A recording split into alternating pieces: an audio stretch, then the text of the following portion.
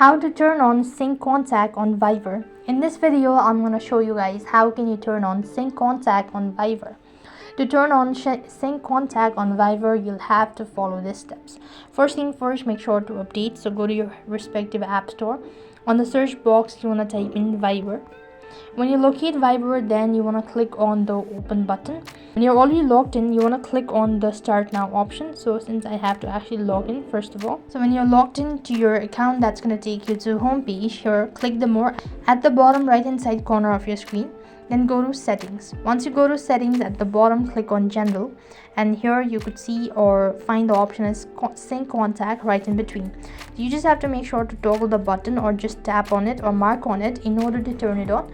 And with that being said, you've successfully turned on sync contact on Viber. I hope the video was helpful. Make sure to like, share and subscribe to our channel. Thank you for watching. See you in the next video.